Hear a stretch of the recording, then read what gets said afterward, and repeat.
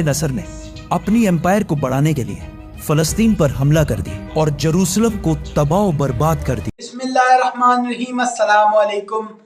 आज हम देखने वाले हैं हिस्ट्री ऑफ जो है इसराइल वर्सेस फ़लस्तीन। हम बनी इसराइल की जो हिस्टोरी होगी उस पर भी नज़र डालेंगे और देखेंगे कि 3000 साल पुरानी इनकी हिस्टोरी है और किस तरह इन्होंने फ़लस्तीन पर कब्ज़ा किया है। और इस वीडियो में हम इनके तारीख़ी वाक़यात, हज़रत मूसा अलैहिस्सलाम के जो वाक़यात थे उन पर भी नज़र डालेंगे। तो आइए हम इस इंफॉर्मेटिव वीडियो को शुरू करते हैं।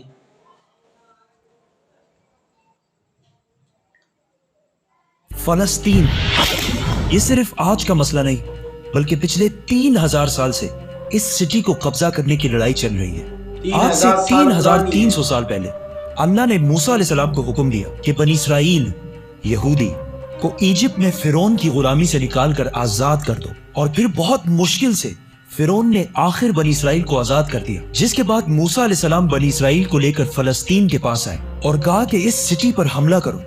लेकिन बनी इसराइल ने कहा कि आप और आपका रब जाकर लड़ें, हम ये लड़ाई नहीं करने वाले, जिसकी वजह से अल्लाह ने 40 साल तक इन्हें इस डेजर्ट में रहने की सजा दी, जिधर मूसा अलैहिस्सलाम पर आसमानी किताब तौरात नाजिल हुई। और इस तौरात के पहले chapter the book of genesis में क्लियरली लिखा है, साफ साफ लिखा है कि ये इलाका फलस्तीन अल्लाह ने सिर्फ और सिर्फ इब्राहीम अलैहिस्सलाम की औलाद के लिए रखा है। जिसकी वजह से आज तक ये जितनी लड़ाइयां चल रही हैं ये इसलिए है क्योंकि यहूदी ये क्लेम करते हैं कि तौरात की इस आयत के मुताबिक जेरूसलम और फलस्तीन पर सिर्फ और सिर्फ बनी इसराइल का हक है, क्योंकि बनी इसराइल इब्राहीम अलैहिस्सलाम की औलाद इसहाक अलैहिस्सलाम की औलाद में से है। एंड इट मेक्स सेंस, तब तो इनको मिलना चाहिए। लेकिन तौरात में लिखा है कि ये इलाका इब्राहीम अलैहिस्सलाम की औलाद के लिए, सिर्फ इसहाक अलैहिस्सलाम की औलाद के लिए नहीं। इब्राहीम अलैहिस्सलाम के एक नहीं बल्कि 2 बेटे थे, इसहाक और इस्माइल। इसहाक अलैहिस्सलाम वाज द फादर ऑफ बनी इसराइल, बट इस्माइल अलैहिस्सलाम को अरबों का फादर समझा जाता है। और ये बात सिर्फ हम नहीं, इवन यहूदी भी इस बात को मानते हैं। तो इन्हीं की किताब तौरात के मुताबिक फलस्तीन पर सिर्फ इसहाक अलैहिस्सलाम की औलाद का हक नहीं है बल्कि इस्माइल अलैहिस्सलाम की औलाद अरबों का भी हक है। मूसा अलैहिस्सलाम के साथ 40 साल डेजर्ट में रहने के बाद आखिर बनी इसराइल ने यूशा जाशुआ की लीडरशिप में फलस्तीन को फतह कर लिया। लेकिन कुछ ही अरसे बाद ये सिटी इनके हाथ से दोबारा निकल गई और फिर अगले 300 साल तक बनी इसराइल इस सिटी को दोबारा हासिल नहीं कर सके। लेकिन 300 साल बाद बनी इसराइल ने दाऊद अलैहिस्सलाम की लीडरशिप में इस सिटी जेरूसलम को दोबारा फतह कर लिया और उनके बेटे सुलेमान अलैहिस्सलाम ने यहाँ पहली दफा अल्लाह की इबादत के लिए एक मस्जिद, एक टेंपल बनाया। सुलेमान अलैहिस्सलाम के बाद यहूदियों ने फलस्तीन और जेरूसलम पर 400 साल तक हुकूमत की। लेकिन 400 साल बाद बेबीलोन इराक में एक बहुत ही ताकतवर एम्पायर बन चुकी थी, जिसके बादशाह बख्त नसर ने अपनी एम्पायर को बढ़ाने के लिए फलस्तीन पर हमला कर दिया और जेरूसलम को तबाह बर्बाद कर दिया और उसके अंदर हजारों यहूदियों को शहीद भी किया और उस टेंपल को भी तबाह कर दिया जो सुलेमान अलैहिस्सलाम ने बनाया था। और जितने यहूदी जिंदा बच गए थे उन सारों को गुलाम बनाकर अपने कैपिटल बेबीलोन इराक ले गया और 70 साल तक यहूदी इराकियों की गुलामी करते रहे। लेकिन 70 साल बाद इराक पर ईरान के एक बहुत ही नेक बादशाह साइरस द ग्रेट ने हमला कर दिया, जिसे हम जुल्करनैन के नाम से जानते हैं। साइरस द ग्रेट ने इराक की इस हुकूमत को फतह कर लिया और यहाँ जितने भी यहूदी थे उन सारों को वापस फलस्तीन भेजा और उन्हें फंड्स भी दिए कि वापस जाकर सुलेमान अलैहिस्सलाम के टेंपल को दोबारा बना जो इससे पहले तबाह कर दिया गया था। जिसके बाद यहूदियों ने फिर फलस्तीन पर 400 साल तक हुकूमत की। लेकिन फिर इन पर एक ऐसी हुकूमत ने हमला किया जिसने सारे यहूदियों को यहाँ से 600 साल तक बाहर निकाल दिया, द ग्रेट रोमन एम्पायर। और बनी इसराइल पर इतना जुल्म किया जो इससे पहले किसी ने भी नहीं किया। यहूदियों ने रोमन एम्पायर से लड़ने की भी कोशिश की, लेकिन रोमन एम्पायर ने हजारों यहूदियों को कत्ल किया और हालात इतने खराब हुए कि यहूदी रोमन एम्पायर से छुपकर गारों में रहने लगे। और रोमन एम्पायर ने बैतुल मक़दस, जिसे पहले सुलेमान अलैहिस्सलाम और फिर जुल्करनैन ने बनाया था, दोबारा तबाह बर्बाद कर दिया और उसके बाद ये टेंपल आज तक दोबारा नहीं बन सका। रोमन एम्पायर ने फलस्तीन और जेरूसलम पर 600 साल तक हुकूमत की। लेकिन 600 साल बाद रोमन एम्पायर ने एक ऐसी गलती की जो उसे कभी नहीं करनी चाहिए थी। उन्होंने अरब में बहुत ही तेजी से फैलते हुए नए रिलीजन इस्लाम पर हमला करने की कोशिश की। लेकिन इस्लामिक रिलीजन और खिलाफत इतनी तेजी से फैलती गई कि कुछ ही सालों में रोमन और पर्शियन एम्पायर दोनों को फतह कर ली, जिसके बाद हजरत उमर दुनिया के सबसे ताकतवर बादशाह बन गए, जिनकी हुकूमत अलेक्जेंडर द ग्रेट की एम्पायर से बहुत बड़ी थी। आखिर मुसलमान रोमन एम्पायर को फतह करते करते जेरूसलम के दरवाजे तक पहुंचे। रसूलुल्लाह सल्लल्लाहु अलैहि वसल्लम ने पहले ही कह दिया था कि मुसलमान एक दिन जेरूसलम जरूर फतह करेंगे।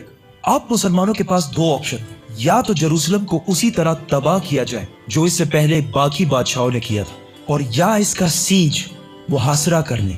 आखिर 6 महीने बाद जेरूसलम के गवर्नर सफ्रोनियस ने कहा कि मैं यरूशलेम सिर्फ एक ही शर्त में मुसलमानों के हवाले करूंगा कि मुसलमानों के बादशाह उमर खुद आकर मुझसे मिले। तो खालिद बिन वलीद रज़ी अल्लाह ताला अन्हु ने सोचा कि अब मुसलमानों के अमीरुल मोमिनीन को क्यों डिस्टर्ब किया जाए, तो वो खुद उमर बनकर सफ्रोनियस से मिलने गए, क्योंकि खालिद बिन वलीद रज़ी अल्लाह ताला अन्हु की अपीयरेंस बिल्कुल हजरत उमर से मिलती जुलती थी और दोनों की हाइट भी बिल्कुल सेम थी, ऑलमोस्ट 7 फुट।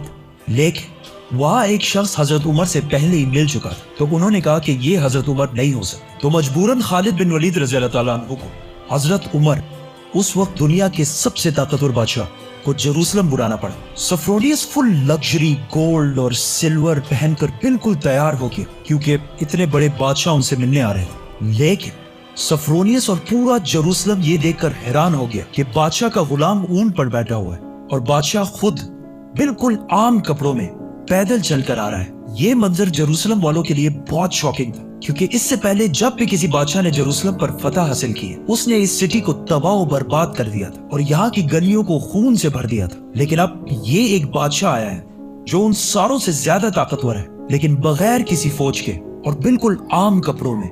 ऐसा इससे पहले कभी भी नहीं हुआ था। हजरत उमर ने सारे रिलीजन्स को आजादी दी और बगैर कोई खून बहाए सफ्रोनियस ने जेरूसलम को हजरत उमर के हवाले किया। लेकिन उन्होंने एक शर्त ये भी रखी कि मुसलमान यहूदियों को जेरूसलम आने की इजाजत नहीं देंगे। लेकिन हजरत उमर ने उसकी ये शर्त नहीं मानी और यहूदियों को भी बैतुल मुक़द्दस आने की इजाजत दी।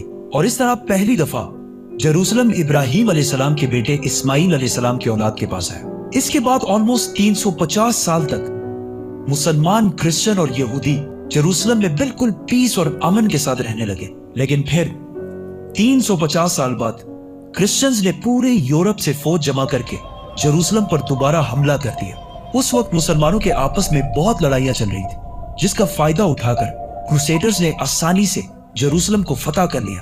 और जेरूसलम फतह करने के बाद मुसलमानों और यहूदियों पर अनबिलीवेबल जुल्म किया और हजारों मुसलमानों और यहूदियों को शहीद कर दिया और मस्जिदों और सिनेगॉग्स को भी तबाह कर दिया। और हिस्ट्री में लिखा है कि क्रूसेडर्स ने जेरूसलम की गलियों को मुसलमानों के खून से भर दिया था और इवन मस्जिद अक्सा को भी मस्जिद से एक महल, पैलेस में बदल दिया था। यहूदियों के औरतों और बच्चों ने अपनी जान बचाकर अपने आप को सिनेगॉग्स में बंद कर लिया। लेकिन क्रूसेडर्स ने इन सारे बिल्डिंग्स को आग लगा दी और इनके बच्चों और औरतों को जिंदा जला दिया। और ये सब सिर्फ हम नहीं कहते, बल्कि ये ऑथेंटिक हिस्ट्री का हिस्सा है, जिसे यूरोपियंस भी मानते हैं। इसके बाद इन क्रूसेडर्स ने जेरूसलम पर ऑलमोस्ट 90 ईयर्स तक हुकूमत की। लेकिन फिर 90 ईयर्स बाद मुसलमानों के एक बहुत बड़े बादशाह सुल्तान सलाहुद्दीन अयूबी ने पूरी मुस्लिम दुनिया से फौज जमा करके जेरूसलम को दोबारा क्रिश्चियन से छीन कर फतह कर लिया। और उस वक्त सारे क्रिश्चियंस का ये ख्याल था कि अब सलाहुद्दीन हमसे उसी तरह बदला लेगा जिस तरह हमने लाखों मुसलमानों को शहीद किया था। लेकिन सलाहुद्दीन अयूबी ने बिल्कुल हजरत उमर की तरह सारे क्रिश्चियंस को माफ कर दिया। इवन क्रिश्चियंस भी इस बात पर हैरान हुए और सलाहुद्दीन से पूछा कि जब हमने फतह किया तो हमने हर मुसलमान को कत्ल किया था। लेकिन सलाहुद्दीन अयूबी ने उन्हें कहा, I am not those men. I am Salahuddin. Salahuddin. Salahuddin Ayubi ने इन सारे रिलीजन्स को दोबारा आजादी दी और मस्जिद अक्सा, जिसे महल बना दिया गया था, उसे दोबारा मस्जिद बनाया और उधर पहली नमाज अदा की। जेरूसलम को जब भी किसी बादशाह ने फतह किया, हमेशा इधर बहुत खून बहाया है, सिवाय मुसलमानों के, जिन्होंने हमेशा बिल्कुल पीस और अमन के साथ इस सिटी को फतह किया। सलाहुद्दीन अयूबी के बाद एक बार फिर सारे एब्राहमिक रिलीजन्स जेरूसलम में बिल्कुल पीस और अमन के साथ 800 साल तक रहे। 800 साल। लेकिन 800 साल बाद और आज से 100 साल पहले जब जेरूसलम पर ऑटोमन एम्पायर की हुकूमत थी, तो वर्ल्ड वॉर 1 के बाद अरबों ने ब्रिटिश के साथ मिलकर उस्मानिया खिलाफत को हमेशा के लिए खत्म कर दिया कि हम अरबों पर ये टर्किश लोग आके क्यों हुकूमत कर रहे हैं। تو اس نیشنلزم کی وجہ سے فلسطین بھی مسلمانوں کے ہاتھ سے نکل گیا. لیکن تھوڑے ہی عرصے پہلے برٹش اور یہودیوں کی آپس میں ڈیل ہو چکی تھی کہ اگر برٹش کو یہ علاقے ملے تو وہ ادھر ایک یہودی اسٹیٹ بنائے گا. اور یہ معاہدہ ہوا کیوں تھا؟ کیونکہ اس سے پہلے یہودی یورپ کے ہر field, business, science, medical, banking, ہر چیز میں بہت سٹرونگ ہو چکے تھے، جس کی وجہ سے یہودی یورپ کے سب سے طاقتور اور رچ کمیونٹی بن گئے. تو ان کی سپورٹ حاصل کرنا برٹش کے لیے سب سے ضروری تھا. اور پچھلے 1800 سال سے یہودیوں کے پاس اپنا کوئی بھی ملک نہیں تھا. تو ان میں سے کچھ یہودیوں نے زائنزم کی سوچ شروع کی کہ ہمارا یہودیوں کا بھی ایک اپنا ملک ہونا چاہیے، اور اس کے لیے انہوں نے اسی فلسطین کے علاقے کو چنا. اور یہ ملک حاصل کرنے کے لیے انہوں نے ہر طرف سے کوشش شروع کی. یہودیوں نے ایون عثمانی خلیفہ سلطان عبد الحمید سے بھی ڈیل کرنے کی کوشش کی، لیکن انہوں نے صاف انکار کر دیا، جس کی وجہ سے یہودیوں کو سمجھ آ گئی کہ اگر اپنا ملک بنانا ہے تو عثمانیہ سلطنت کو ختم کرنا ضروری ہے. اور جیسے ہی ورلڈ وار 1 کے بعد آٹومن امپائر ختم ہوئی اور فلسطین آٹومن امپائر سے برٹش کی طرف چلا گیا، تو یہودی پوری دنیا سے اسی سیکرٹ پلان کے تحت فلسطین شفٹ ہونا شروع ہوئے، اور فلسطین کے مسلمانوں سے زمینیں ڈبل ٹرپل پرائس پہ خریدنے لگے، کیونکہ پیسہ تو ان کے پاس بہت تھا. برٹش امپائر نے بھی بیلفور ڈیکلریشن میں یہودیوں کے ایک الگ اسٹیٹ ہونے کو سپورٹ کیا تاکہ ورلڈ وارز میں یہودیوں کا سپورٹ اور پیسے دونوں حاصل کر سکیں. اور اسپیشلی ورلڈ وار 2 کے بعد یورپ میں ہٹلر کے یہودیوں پر ظلم کے بعد یہودی اور بھی زیادہ پوری دنیا سے فلسطین میں جمع ہونے لگے، اور فلسطین میں آہستہ آہستہ لڑائیاں بڑھنے لگی، جس کی وجہ سے UN نے ایک فیصلہ سنایا کہ فلسطین کو 3 حصوں میں ڈیوائیڈ کیا جائے گا. ایک حصہ فلسطین، دوسرا اسرائیل، اور تیسرا جیروسلم، جو ان دونوں میں سے کسی کا بھی نہیں ہوگا، بلکہ یہاں UN کی حکومت ہوگی، اور اس میں سب ریلیجنز کو آزادی ہوگی. جس پر عرب ممالک نے اس فیصلے کی سخت مخالفت کی، اور اسرائیل کے آزاد ہونے کے صرف 1 دن بعد اسرائیل پر ہر طرف سے حملہ کر دیا. ایجپٹ، جارڈن، سیریا، تینوں کی فوجیں ایک ساتھ اسرائیل میں داخل ہوئی، لیکن بہت ہی بے شرمی سے عرب ممالک یہ جنگ ہار گئے، اور ایک ایسے ملک سے ہارے جو ان سے سائز میں بہت چھوٹا اور جو اس جنگ سے صرف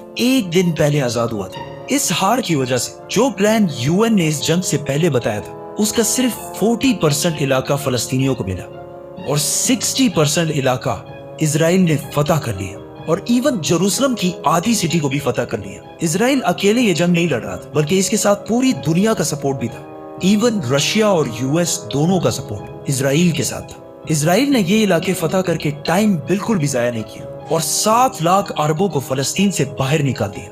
7 لاکھ، جس کی وجہ سے فلسطین میں آہستہ آہستہ یہودی زیادہ اور عربی کم ہونے لگے. اس جیت کے بعد اسرائیل بہت سٹرونگ بن گیا، اور پوری دنیا سے اور بھی زیادہ یہودی اسرائیل میں جمع ہونے لگے. اس کے بعد یہودیوں نے اپنے آپ کو عرب کے بالکل سینٹر میں ایک بہت ہی مضبوط حکومت بنا لی تھی. لیکن پھر بھی یہ 2 علاقے ویسٹ بینک اور غازہ اسرائیل کے کنٹرول میں نہیں تھے. لیکن آج سے آلموسٹ 60 سال پہلے 1967 میں کچھ مس انڈرسٹینڈنگز کی وجہ سے یہاں جنگ ایک بار پھر شروع ہو گئی، اور ایک بار پھر ایجپٹ، جارڈن، سیریا ورسس یہ چھوٹا سا اسرائیل.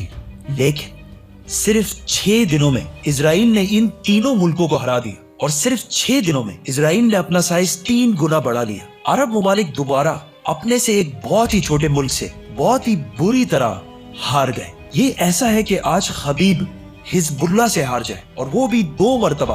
عرب ممالک کے 2 دفعہ اسرائیل سے ہارنے کے بعد ان کی عوام اپنے نیشنلسٹ حکمرانوں کے خلاف ہو گئے، اور نیشنلزم، قومیت کو چھوڑ کر ایک نئی سوچ کی طرف بڑھنے لگی. دی مسلم بردرہڈ، اخوان المسلمون، جو مصر کے ایک سکول ٹیچر حسن البنا نے بنائی تھی، اور جو ایک پاکستانی سکولر مولانا مودودی کے خیالات سے انسپائرڈ ہے. اس سے پہلے اخوان المسلمون کا عرب میں صرف مذاق اڑتا تھا، لیکن اس ہار کے بعد اخوان المسلمون نے عرب عوام سے کہا کہ یہ جنگیں عرب کے مسلمان نہیں، بلکہ یہ نیشنلسٹ ہارے ہیں جو صرف نام کے مسلمان ہیں اور ان کا کوئی. جس کے بعد عرب کی عوام اس نئی سوچ مسلم بردرہڈ کی طرف آنے لگی. حماس بھی اسی اخوان المسلمون سے انسپائرڈ ایک گروپ ہے، لیکن اخوان المسلمون وائلنس کے خلاف. اس جیت کے بعد اسرائیل نے ویسٹ بینک، غازہ اور جیروسلم سب پر قبضہ کر لیا، اور آج تک یہ سارے علاقے اسرائیل سے دوبارہ کوئی بھی نہیں چھین سکا. تو جی یہ ویڈیو آپ نے دیکھی، آپ نے دیکھا کہ کس طرح جو فلسطینی بھائیوں پر ظلم ہوئے ہیں اور اسرائیل نے کس طرح اور ممالک نے اور بھی جو ممالک تھے جو مسلم ممالک انہوں نے کس طرح جنگیں لڑی اور کس طرح وہ ہارے اور کس طرح جو اسرائیل ہے اس نے قبضہ کیا ہے فلسطینیوں کی زمینوں پر اور اس ملک پر. تو اس طرح کی انفارمیٹیو ویڈیوز اور ڈاکیومنٹری ویڈیوز دیکھنے کے لیے میرا چینل کا سبسکرائب. اب میں ملوں گا آپ کو ایسی نئی ویڈیو میں، تب تک کے لیے مجھے دے اجازت. اللہ حافظ.